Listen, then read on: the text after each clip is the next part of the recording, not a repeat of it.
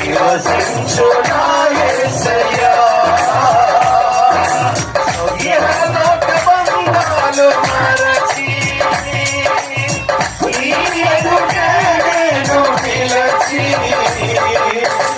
ఇహలోక బంధాలు మరచి నీ ఎదుటే నేను నిలచి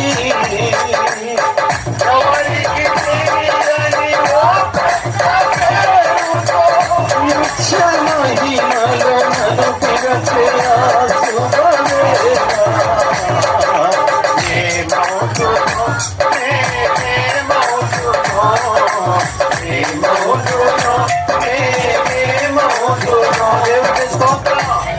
ఏమైపోతావో అక్కడికి వెళ్తే ఎవరికి కావాలి పెంటంతా ఎవరికి ఏం పట్టిపోతాం ఇక్కడ నుంచి ఏసన్ గారు అంటే ఇక్కడ లోక బంధాలు మర్చిపోయి నీ ఎదుటి నేను నిలిచిన తర్వాత ఏమైపోతానో అక్కడికి వెళ్ళిన తర్వాత మన రూపం మన స్వరూపం మారిపోతుంది. దేవునికి స్తోత్రం.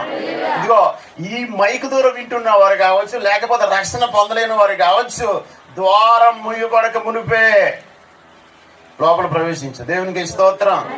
లేకపోతే తలుపు తట్టిన తర్వాత ఆయన అంటే నువ్వెవరో నాకు తెలియదు, నువ్వెవరో నాకు తెలియదు అంటున్నాడు. ఒక్క మాటలో తీసి పడేసాడు. ఎంత అక్కడికి వెళ్ళిన తర్వాత ఇక్కడలాగా పాస్టర్ గారు అయితే పోలే ఆ రెండేళ్ళు చేర్చుకోవడానికి జోసెఫ్ గారిది కాదు నాయపీఠం. ఎవరిది? క్రీస్తు నాయపీఠం, ధర్మకాట. అది దేవునికి స్తోత్రం. నువ్వు ఎంత శ్రమ అనిపించావో, నువ్వు దేవుడి కోసం ఎంత నలిగిపోయావో, నువ్వు ప్రభువుని ఎన్ని శ్రమలు వచ్చినా ఎన్ని ఇబ్బందులు వచ్చినా, నీ కుటుంబంలో నీ భర్తను కోల్పోయినా, నీకున్న సమస్తం కోల్పోయినా నువ్వు ప్రభు కోసం నిలబడ్డావు చూడు, నీకు ప్రతిఫలం మామూలుగా ఉండదు అక్కడ. దేవునికి స్తోత్రం. ఆ రోజు నిన్ను వర్ణించలేవు.